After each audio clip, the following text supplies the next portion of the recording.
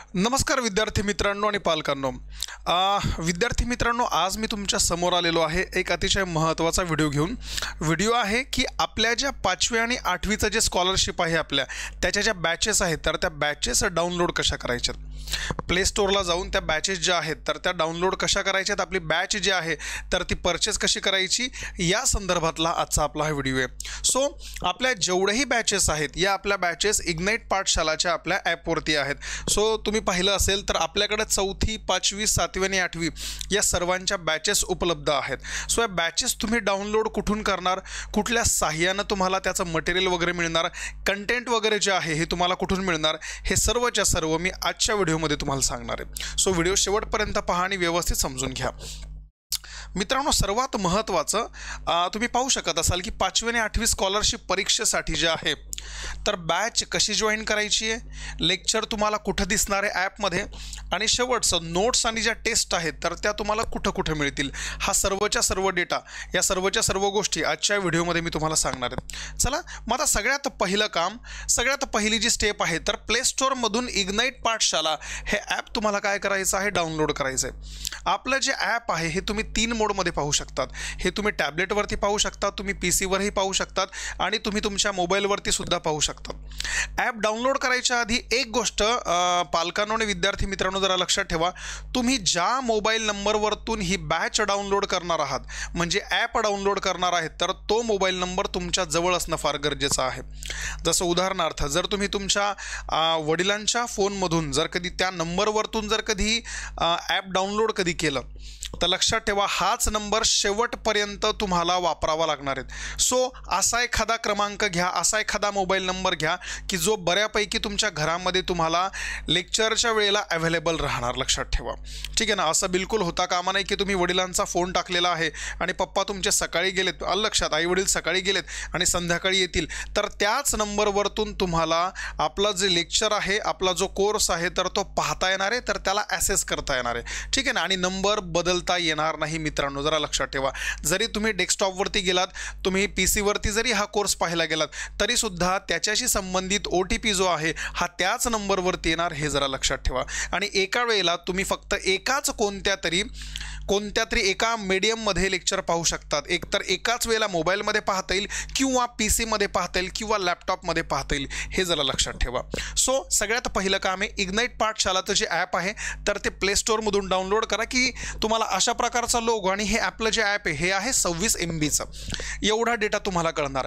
एकदा तुम्ही हा ॲप जर डाउनलोड कधी केलं तर दुसऱ्या स्टेपमध्ये तुमच्यासमोर एक फ्रंट स्क्रीन येणार मित्रांनो. या पहिल्या स्क्रीनवरती तुम्हाला करायचं आहे रजिस्टर. लक्षात, तुम्हाला काय करायचं आहे, 2 ऑप्शन येणार, एक आहे लॉग इन आणि दुसरा आहे रजिस्टर. जर तुम्ही आपल्या ॲपमध्ये नवीनच असाल तर तुम्हाला रजिस्टर करणं गरजेचं आहे. एकदा तुम्ही रजिस्टरला क्लिक जर कधी केलं तर रजिस्टरला क्लिक केल्याच्या नंतर एक पेज ओपन होणार आहे. त्याच्यामध्ये तुम्हाला तुमचं नाव, तुमचा फोन नंबर, तुमचा ईमेल ID, तुमचं महाराष्ट्र जे स्टेट आहे तर ते स्टेट टाकावं लागणार, लक्षात ठेवा. आणि तुम्हाला टाकावं लागणार आहे 6 अंकांचा पासवर्ड, हा तुम्ही स्वतः टाकणार. हा पासवर्ड तुम्हाला सर्व ठिकाणी कामात असणार आहे. तुम्ही कुठलाही टाका, 1 2 3 4 5 6, तुम्हाला कोणताही पासवर्ड जो आहे तर त्या ठिकाणी टाकायचा आहे, 6 अंकांचा असला पाहिजे. एकदा तुम्ही तो पासवर्ड टाकला लक्षात, आणि ज्या वेळेला तुम्ही पुन्हा एंटर वगैरे करणार तर तुमच्या समोर ही एक स्क्रीन येणार आहे. याच्यामध्ये पुन्हा 2 ऑप्शन आहेत. मग ज्या वेळेला तुम्ही याला लॉग इन करणार तर लॉग इन करण्याच्या पुन्हा 2 प्रोसेस आहे. एक तर तुम्ही तुमच्या ईमेल ID वरतून लॉग इन करू शकतात किंवा तुम्ही तुमच्या फोन नंबरवरतून लॉग इन करतात. बऱ्यापैकी आपण फोन नंबरचा वापर करतो. तुम्ही एकदा त्याच्यामध्ये फोन नंबर टाकला आणि जर व्हेरीफाय म्हटलं तर तुमच्या मोबाईलवरती बाळांनो एक OTP येणार, लक्षात ठेवा. आणि हा OTP तुम्हाला या ठिकाणी टाकावा लागतो हे कन्फर्म करण्यासाठी की तुमचा फोन नंबर जो आहे हा व्हॅलिड आहे म्हणून. एकदा तुम्ही एंटर OTP कधी केलात तर मग त्याच्या पुढच्या स्टेपमध्ये, याचा अर्थ 4थ्या स्टेपमध्ये तुम्ही येतात डायरेक्टली ॲपमध्ये. तुम्ही डायरेक्टली आपल्या ॲपमध्ये येणार आणि एकदा ॲपमध्ये आलं का तुम्हाला असं फ्रंट स्क्रीनचं जे पॅनल आहे तर ते पाहायला मिळणार, ठीक आहे ना. याच्यामध्ये आता महत्त्वाचा मुद्दा असा आहे की जर तुम्ही थोडक्यात पाहिलं तर तुमचं पहिलं काम आहे की सर आम्हाला कुठं मिळणार, तर तुमचं पहिलं काम आहे हे जे 3 डॉट तुम्हाला दिसत आहेत, आलं लक्षात, हे जे 3 डॉट तुम्हाला दिसतील यांच्यावरती क्लिक करायचं. यांच्यावरती क्लिक केलं का 2 ऑप्शन तुमचे ओपन होतील. बघा हे 2 ऑप्शन तुमचे ओपन होतात. याच्यानंतर हे 2 ऑप्शन जे आहे ओपन होतील. एक नवोदय परीक्षा आणि दुसरा आहे शालेय स्पर्धा परीक्षा. आता जर तुम्हाला नवोदयाची बॅच घ्यायची असेल तर तुम्ही नवोदयासाठी जाऊ शकतात. स्पेशली जर तुम्हाला 5वी आणि 8वी आहे तर तुम्ही शालेय स्पर्धा परीक्षांमध्ये त्याला एंटर करायचं आणि त्याला सेव्ह म्हटलं का त्याच्यानंतर पुन्हा तुम्हाला हेच ओपन झालेलं दिसणार आणि याच्यावरती इथं लिहून आलं असणार आहे की आता तुमच्या समोर जी स्क्रीन ओपन आहे तर ही आहे शालेय स्पर्धेची. मग शालेय स्पर्धामध्ये गेल्याच्या नंतर आता तुम्ही याच्यामध्ये आल्यानंतर तुम्हाला एंट्री करायची आहे कोर्सेसमध्ये. याचा अर्थ आहे तुम्ही शालेय स्पर्धामध्ये किती प्रकारचे कोर्सेस आहेत हे पाहणार आहेत आणि हे पाहण्यासाठी तुम्हाला कोर्सेसवरती क्लिक करायचं आहे. एकदा तुम्ही कोर्सेसवरती क्लिक केली का त्याच्यानंतर त्या शालेय स्पर्धेच्या अंतर्गत जेवढेही आपल्या बॅचेस सुरू आहेत या सर्वच्या सर्व बॅचेस तुम्हाला दिसणार. त्याच्यामध्ये 4थी दिसेल, 7वी दिसणार, 5वी दिसणार, 8वी दिसणार. तुम्हाला जीही संबंधित बॅच घ्यायची असणार त्या बॅचवरती तुम्हाला फक्त क्लिक करायचं आहे. समजा आपल्याला एखादी बॅच घ्यायची असेल 5वीची, तुम्ही त्याच्यावरती क्लिक जर कधी केलं तर मग पुढच्या स्टेपमध्ये ती बॅच तुमची ओपन होणार. लक्षात ठेवा, त्या बॅचेसचा टाईल ओपन होणार, त्या बॅचेसचं तुम्हाला एक इमेज दिसणार. त्या बॅचेसवरती गेल्याच्या नंतर सगळ्या गोष्टी त्याच्यामध्ये लिहिलेल्या असणार आहे. त्याची माहिती आहे, आलं लक्षात, काय काय तुम्हाला त्याच्यामध्ये सुविधा मिळणार ते सर्व लिहिलेलं असणार आहे. आणि शेवटी तुम्हाला 2 ऑप्शन मिळतील, बाय नाऊ म्हटलं जाणार आणि बाय विथ EMI.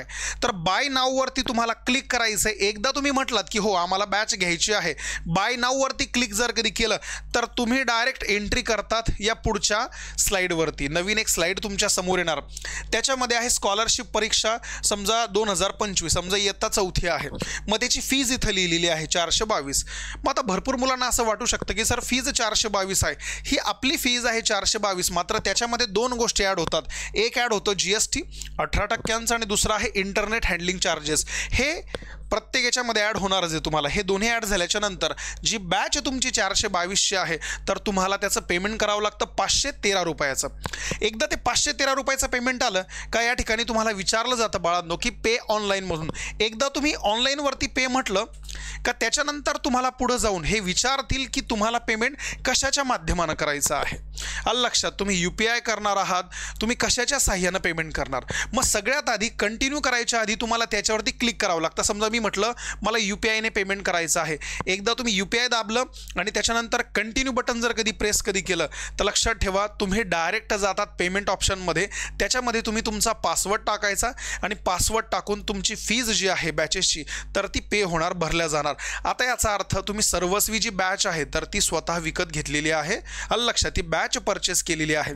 एकदा तुम्ही बॅचमध्ये कधी गेलात पुन्हा तुम्हाला हे मेन टाईल जे आहे आता हे दिसणार. आता इथून पुढं तुमचं काम फक्त याच्याशी असणार आहे. याच्यामध्ये आल्याच्या नंतर आता या ठिकाणी एक गोष्ट तुम्हाला खाली दिसणार आहे, याच्यामध्ये लिहिलेलं आहे माय कोर्सेस. याच्यामध्ये काय आहे, माय कोर्स. तुम्ही याच्यावरती क्लिक केल्यानंतर तुम्हाला त्याच बॅचेस दिसतील की ज्या बॅचेस तुम्ही परचेस केलेल्या आहे, ज्या बॅचेस तुम्ही विकत घेतलेल्या आहे, बाकी काही दिसणार नाही. याच्यामध्ये एकदा क्लिक केल्यानंतर तुम्ही जाणार आहात बॅचमध्ये आणि ज्याही बॅचमध्ये तुम्ही जाणार पुन्हा त्याच्यावरती क्लिक करा.